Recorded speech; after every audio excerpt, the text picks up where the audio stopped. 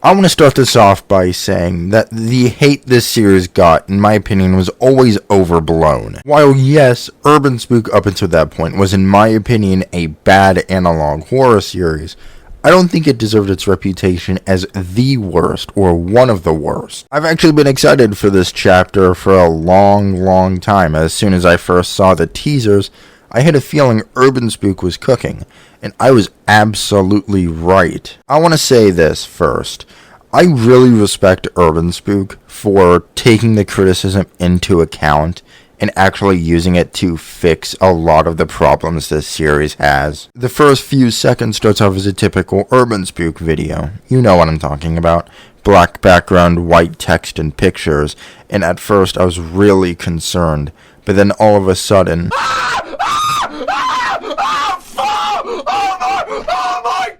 Yeah, we actually have a video in this series. Thank God it's not just another presentation episode again. Let's talk about gore. Urban Spook uses a lot of very descriptive details for the murders thus far, to the point where it's very Terrifier-esque and very cartoonish. I personally don't mind whenever a horror project has a ton of gore in it. Like I mentioned, the previous Terrifier movies I actually really enjoyed. However, Urban Spook, the way he did it, it just felt like a creepypasta from 2012 written by a kid, because it would just be, look at this gore, be scared. But this video decided to censor the gore, and this was such a good idea, because it tells you enough to know what you're supposed to look at, but the descriptions are just vague enough to where it lets you form what happened in your own mind, which makes it infinitely more terrifying than anything the previous videos did before. Then there's the sewer scene. I'll talk about the sewer scene more later, whenever I talk about the things I did not like about this. But there is a phrase you should remember. Once you've been in hell, you can never go back. It will be important, so keep that in the back of your head. Let's talk about the best part.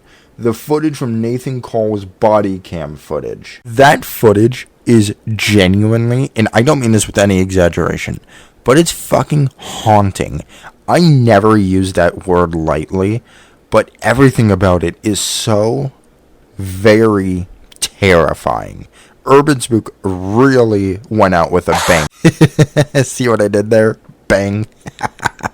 No pun intended, of course. The screams from Tina is genuinely scary. Hearing her scream until the end of the video, it just makes it feel even more terrifying. Now, I talked about everything I like in this episode so far, so let's talk about the things that I didn't like, starting off with the reveal of the main killer, Bill Collins. There's one problem that cannot be fixed this late in, that being that we never follow a main character. The killers aren't the main character, none of the victims are the main character.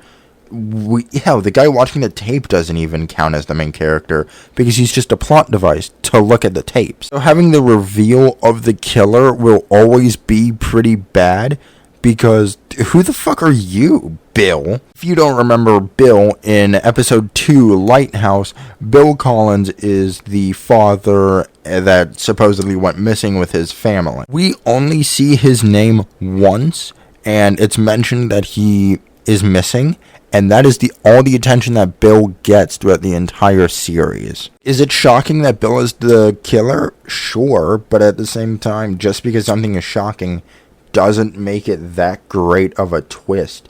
Bill is just another generic person. There's nothing very special about him. The most special thing about him is that he didn't get a painting, but even then you're going to forget who he is, since he did not play a large part into the role before this. That would be like in The Great Ace Attorney. Instead of Male Strongheart being responsible for covering up the case of the professor, blaming Genshin Asagi, and leading to the entire game happening, it was Balthazar Lune who did all of that. You know Balthazar Lune, the balloon guy that gave balloons to the Prince of Bohemia, Prince Wilhelm Gostrich Sigismund Olmstein in Return of the Great Departed Soul. Do you remember when I said the phrase, once you've been in hell you can never go back, and how I told you to remember that? Well, that was how the police found out who the next victim was going to be, and how they were able to stop the killers.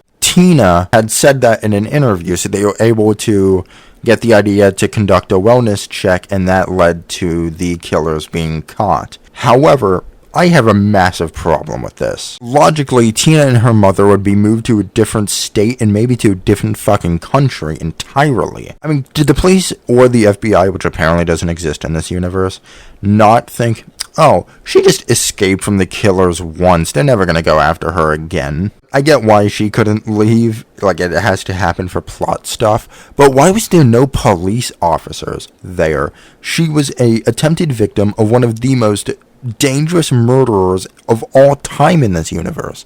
So why would the police not be constantly guarding her? You could maybe make an argument that it was because they just didn't have enough staff, but even then, that feels really lazy, as that has not been set up yet at all. Bill is supposedly missing, so it's not like they just used his police officer occupation as a way to get in. So why was there no police looking after her? Who knows? That is still a problem with Urban Spook, because as much as I really like this episode, the writing is still really bad. We also don't see any unconscious police officers or their dead bodies anywhere, so it's like, I guess the police just thought they won't come after her. I mean, to be fair, the police in the series are somehow even more incompetent than the police force in America, so... Oh yeah, that's another thing I like. In this tape, the police are actually somewhat competent. What an improvement. Like, I know I sound sarcastic, at least I hope I do, but it is a genuine improvement because the police are so fucking stupid in this series, even more than the ones we have in real life. Seeing them get their shit together was actually really satisfying. And this one is a nitpick, but UrbanSPOOK still has not really learned how to write for police tapes. Police tapes are written in a very sterile and emotionless way. There have been a few examples of this in the past, like in Lighthouse, whenever it says Angel was only 2 months old. Some examples in Hell is the room was oozing with the stench of death, and it was evident the room had been lived in for a long time. The second one is a bit more believable, but that still isn't really how they would write it. But at the end of the day, like I said before, it was just a nitpick. Despite these problems, I will unironically say this with my chest out and defend myself on it. Hell is one of the best analog horror videos I've seen in a long, long time. Not since Dreams of an Insomniac or that Mangle video from my last analog horror. If you know that, I'll put a picture of it on screen.